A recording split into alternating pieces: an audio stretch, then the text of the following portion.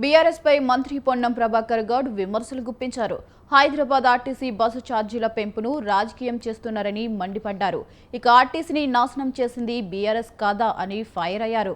గత ప్రభుత్వం ఆర్టీసీని ప్రైవేటీపరం చేయాలని చూసిందన్నారు. ఇక వారి హయాంలో ఆర్టీసీ ఛార్జీలు పెంచలేదా అని ప్రశ్నించారు మంత్రి. ఇప్పుడిప్పుడే ఆర్టీసీ లాభాల్లోకి వస్తుందని, ఆర్టీసీ సంక్షేమమే ప్రధాన ఎజెండాగా ముందుకెళ్తున్నామని చెప్పారు. కొనుగోలు చేయడము, అదేవిధంగా నూతన ఉద్యోగాలను నియామకం చేయడము, ఉద్యోగుల యొక్క సమస్యలు, వారికి ఉన్నటువంటి అసహనాన్ని తొలగించే విధంగా, వారి యొక్క సమస్యలను పూర్తి స్థాయిలో పరిష్కరించేటువంటి విధంగా ముందుకు పోతున్న సందర్భంలో అనేకమైనటువంటి సంస్కరణలు తీసుకొచ్చి 3 ఎజెండా: ప్రయాణికుల సౌకర్యం, కార్మికుల సంక్షేమం, ఆర్టీసీ సంస్థ పరిరక్షణ. ఈ 3 ప్రధాన అంశాలను ఎజెండాగా చేసుకుని రేవంత్ రెడ్డి గారి నాయకత్వంలో ఉన్న ఈ కేబినెట్ కార్మికులకు సంక్షేమానికి సంబంధించి, ఆర్టీసీ ప్రయోజనాలకు సంబంధించినటువంటి సంస్థ యొక్క పరిరక్షణకు సంబంధించి, ప్రయాణికుల సౌకర్యానికి సంబంధించి అన్ని రకాల చర్యలు తీసుకునే సందర్భంగా హైదరాబాద్ నగరంలో PM E-డ్రైవ్ కింద ఇచ్చినటువంటి స్కీమ్లో భాగంగా 2800 EV బస్సులు వస్తున్నటువంటి పరిస్థితుల్లో నూతనంగా ఛార్జింగ్ స్టేషన్లు ఏర్పాటు చేసేటువంటి సంబంధించిన అంశం మీద చాలా కాలం మేము వచ్చిన 2 సంవత్సరాల్లో ఎన్నడూ కూడా హైదరాబాద్ సిటీలో ₹1 ఆటానా పైసలు కూడా ఛార్జ్ పెంచని పరిస్థితుల్లో పాత బకాయిలను అనేకంగా ఈవెన్ PF డిపాజిట్స్తో సహా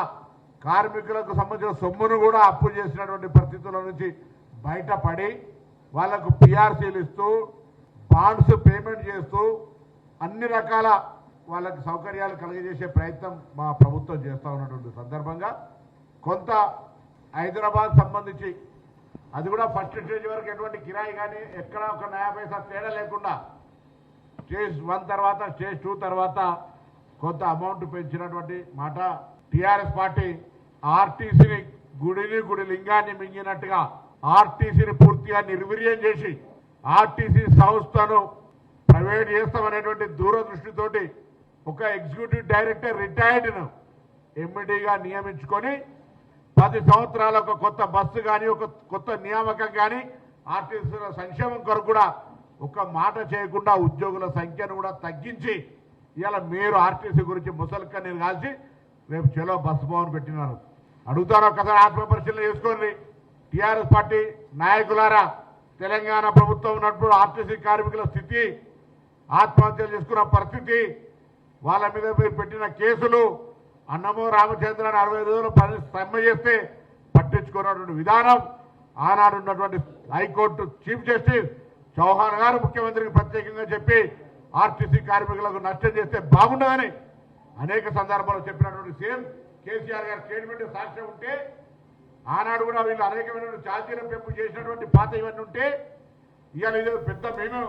తెలంగాణ రాష్ట్ర ప్రభుత్వం మీ మీద ఆర్టీసీని